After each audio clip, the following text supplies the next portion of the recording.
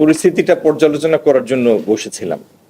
কারণ গত ২-৪ দিন আপনাদেরই গণমাধ্যমের বিভিন্ন খবরে এসেছে যে অমুক বাজারে তেলের একটু কমতি আছে, অথবা কেউ লিটারে ২ টাকা বাড়তি চাচ্ছে। তো এই সমস্ত কারণে যেন জনমনে একটা বিরূপ মনোভাবের সৃষ্টি না হয়, বা সরবরাহের এবং সহজলভ্যতা সম্পর্কে যেন একটা অহেতুক ভ্রান্ত ধারণা তৈরি না হয়, সেই জন্যই আমরা পরিস্থিতিটা পর্যালোচনা করার জন্য বসেছি। তো আমরা যেটা আমদানিকারক এবং এখানে যারা রিফাইনারি মালিক তাদের সাথে বিস্তারিত আলাপ করার পরে যেটা আমাদের কাছে লব্ধ তথ্য যেটা আছে, সেটার ভিত্তিতে আমাদের মূল্যায়ন হলো যে বাজারে ভোজ্য তেলের পর্যাপ্ত সরবরাহ আছে। হয়তো কোনো কোনো জায়গায় পেনিক বাইয়ের কারণে, পেনিক পারচেজের কারণে আতঙ্কিত হয়ে অনেক সময় ভোক্তারা বেশি কেনার একটা প্রতিযোগিতায় নামেন। সেসব কারণে হয়তো কোনো কোনো জায়গায় মজুদটা তাৎক্ষণিকভাবে শেষ হয়ে গিয়েছিল। এছাড়া স্বাভাবিকভাবে বাজারে সরবরাহ পরিস্থিতি ভালোই আছে। এটুকুই আমাদের পর্যালোচনা করে আমরা এটুকু পেয়েছি। ধন্যবাদ।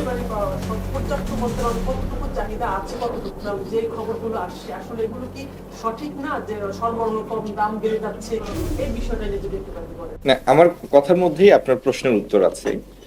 যখন আতঙ্কিত হয়ে ভোক্তারা বেশি বেশি কেনার চেষ্টা করেন, তখন একটা প্রাইস প্রেশার সৃষ্টি হয় ওই জায়গাতে। যেমন কালকের আমার নিজের একটা অভিজ্ঞতা আমি আপনাদের সাথে শেয়ার করতে চাই। প্রথম আলোর একটি রিপোর্ট কালকে দেখবেন শেওড়াপাড়ার উপর। তো রাত্রে ৯টার সময় শেওড়াপাড়াতে গেলাম আমি আর বাণিজ্য সচিব।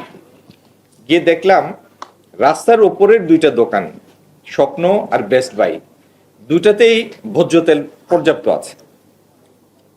দামের তো লেখাই আছে বোতলের গায়ে।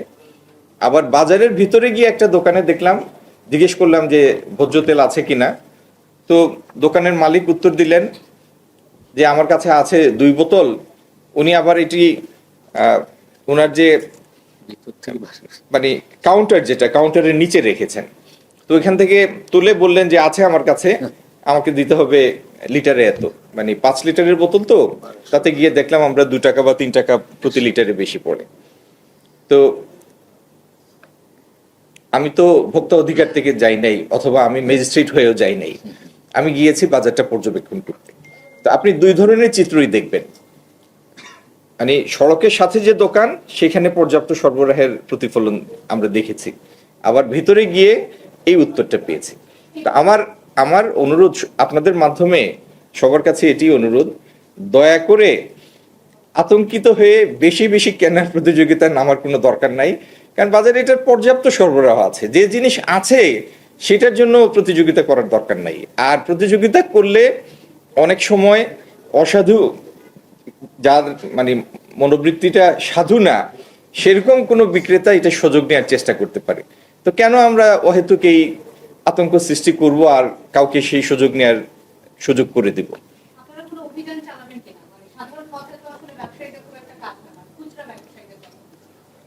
বাণিজ্য মন্ত্রণালয়ের অধীনে তো ভোক্তা অধিকার দপ্তর আছে, তারা তাদের কাজ করবে, আবার করবেও।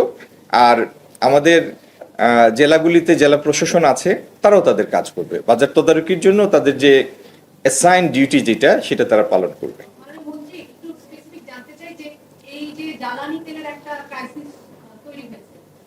সেটার সাথে অ্যালাইন করে আসলে ভোজ্য তেলের ক্রাইসিসটা একটা গ্রুপ তৈরি করতে চাচ্ছে কিনা? কারণ মানুষ আসলে তেল বলতে তেলই বুঝে, মানে পরে ওইটাকে ডিফাইন করে যে জ্বালানি তেল আর ভোজ্য তেল। জ্বালানি তেলের সংকট নেই, অভাব নেই। না, কালকে আপনারা জ্বালানি মন্ত্রীর কথা শুনেছেন। এই মুহূর্তে জ্বালানি তেলেরও কোনো সংকট নাই, গ্যাসেরও কোনো সংকট নাই, মানে এলএনজি আমদানির ক্ষেত্রে কোনো গ্যাসেরও সংকট নাই, ভোজ্য তেলেরও কোনো সংকট নাই। সুতরাং ভোজ্য তেল বলেন আর জ্বালানি তেল বলেন, কোনোটার সাথেই দয়া করে সংকট শব্দটাকে আনবেন না, কারণ এটির কোনো অপপ্রয়োগ হবে সেই ক্ষেত্রে। ধন্যবাদ সবাইকে। আপনি বলছিলেন সচেতনতা তৈরির কথা, বিশেষ করে গুজব যাতে না হয়, এবং এই কিন্তু এইটিকে কেন্দ্র করে আপনাদের বিশেষ কোনো উদ্যোগ আছে কিনা? ভোক্তা অধিকারকে আমরা দেখি তারা মনিটরিং করে, কিন্তু সেটা খুবই অপর্যাপ্ত। এবং এই ক্রাইসিস মোমেন্টে, ক্রাইসিস এই জন্য বলছি যে যুদ্ধ চলমান, এই সময়ে আপনাদের বিশেষ কোনো উদ্যোগ আছে কিনা যে মনিটরিংটা বাড়াবেন এবং ভোক্তাধিকারকে আরো বেশি কার্যকর করার জন্য উদ্যোগ নেবেন, নাকি ওই আগের মতো যেভাবে শিথিল গতিতে চলছে সেভাবেই চলবে? আপনার প্রশ্নের মধ্যে একটা পরামর্শ আছে, আমি এই পরামর্শটা নিলাম, এটা প্রতিফলন দেখবেন। ধন্যবাদ। আমরা এটা করতে চাই বা এটা করবো, বললাম তো এটার প্রতিফলন দেখবেন, আগামী দিন থেকে এটার প্রতিফলন দেখবেন। আমি দেখবো সেটা যদি আপনার মুখে বলেন তাহলে আমাদের নিউজের জন্য সুবিধা। আপনি আমরা তদারকি তো চলছে, সেটাকে আরো জোরদার করব। তেলের দাম কি বাড়বে কি? এই পরিস্থিতিতে আপনাদের কি পরিস্থিতি? তেলের দাম 1 ফুটও বাড়বে না, একটুও বাড়বে না। আপনি নিশ্চিন্তে আজকের বাজারে যান। এটা কতদিন রাখবে? মানুষ আতঙ্কিত হওয়ার কারণ কি? প্রধানমন্ত্রী মানুষ আতঙ্কিত আমি হচ্ছে। আজকে সকালে কারণ বাজারে গিয়েছিলাম স্যার। কারণ বাজারে কিন্তু তেলের সম্পদ আছে, যারা ডিলার আছে তারা বলতেছে তারা যে চাহিদা দিচ্ছে সেটা উৎপাদকদের কাছ থেকে সেই পরিমাণ তেল পাচ্ছে না।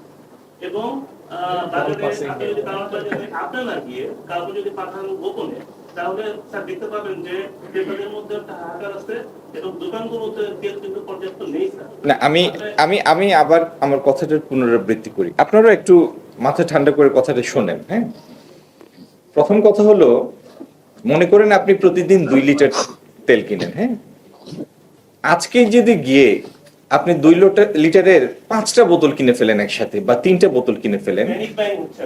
Panic buying. তা আমার প্রথম অনুরোধ ছিল আপনাদের কাছে, পেনিক বাইতে যাবেন না, এটার কোনোই প্রয়োজন নাই, কারণ বাজারে পর্যাপ্ত ভোজ্য তেলের সরবরাহ আছে। আপনি একসাথে 5টা কিনে আরো 4 জন কনজিউমারকে খামাখা একটা সংকটের মধ্যে ফেলে দিবেন, এটার কোনোই প্রয়োজন নাই, কারণ আপনি কালকে গেলেও এটি পাবেন।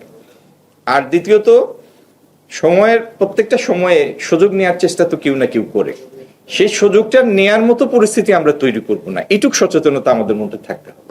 ধন্যবাদ। আসসালামু আলাইকুম।